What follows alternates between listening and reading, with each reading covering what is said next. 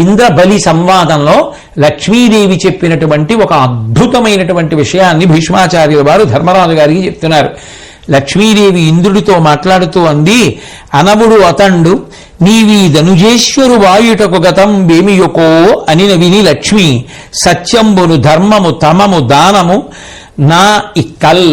ఓ ఇంద్ర, నేను ఈ బలిచక్రవర్తిని విడిచిపెట్టేస్తున్నాను. ఇప్పుడు ఎందుకు విడిచిపెట్టేస్తున్నానో తెలుసా? ఒకప్పుడు ఇతని యందు 4 గుణములు ఉండేవి. ఆ 4 గుణములు ఉన్నాయి కాబట్టి నేను ఇతనిని అనుగ్రహిస్తూ ఇతని వద్ద ఉన్నాను.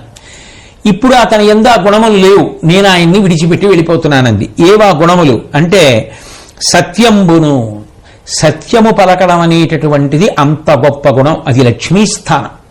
సత్యమేవేశ్వరోలోకి సత్యం పద్మాశ్రితా సదా సత్యమూలాని సర్వాణి సత్యాన్నాస్తి పరమం పదం అంటాడు రామచంద్రమూర్తి. కాబట్టి సత్యమును పలుకుట అన్న వ్రతము ఎవరు పెట్టుకున్నారో ఆ సత్యమును పలికే చోట నేను ఉంటాను. ధర్మానుష్ఠానం చేసేవారు ఎవరుంటారో వారి దగ్గర నేను ఉంటాను.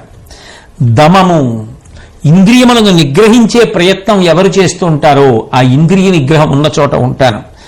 దానము, తానొక్కడు అనుభవించడం కాదు, తనకున్నది ఏదైనా వేరొకరికి పెట్టి సంతోషించగలిగిన గుణం ఎవరి వద్ద ఉన్నదో వారి వద్ద నేను ఉంటాను. డొక్కా సీతమ్మ గారు వచ్చిన వారందరికీ అన్నం పెట్టేవారు. ఒకప్పుడు మహాతల్లి దగ్గర రూపాయి కాసు లేకుండా అయిపోయింది. భర్త గారు పొలానికి వెళ్ళి తవ్వితే ఐశ్వర్యంతో కూడిన బిందెలు దొరికాయి. దాన్ని తెచ్చి మళ్ళీ అన్నదానం చేశారు. దానం చేసేటటువంటి వాడి దగ్గర ఉంటుంది. కానీ అట్లాగని తన గురించి తన కుటుంబం గురించి చూడకుండా దానాలు చేయమని కూడా శాస్త్రాలు చెప్పలేదు.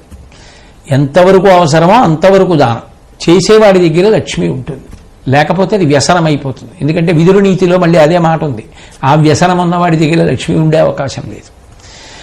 కాబట్టి దానము ఎంత పరిమితిలో ఎంతవరకో అంతవరకు చేస్తూ ఉండేటటువంటి వాడు ఎవరు ఉన్నాడో ఆయన దగ్గర లక్ష్మి ఉంటుంది అని సాక్షాత్ లక్ష్మియే చెప్పిందయా ధర్మరాజా. కాబట్టి ఈ 4 గుణములు నీ యందు నిలబెట్టుకున్నంత కాలం నీకు లక్ష్మీ కటాక్షం ఉంటుంది. కాబట్టి సత్యము, ధర్మము, దమము, దానము ఈ 4టిని జీవితంలో ఏమరపాటు లేకుండా అనుష్ఠించు అని భీష్మాచార్యుల వారు ధర్మరాజు గారికి ప్రబోధం చేశారు.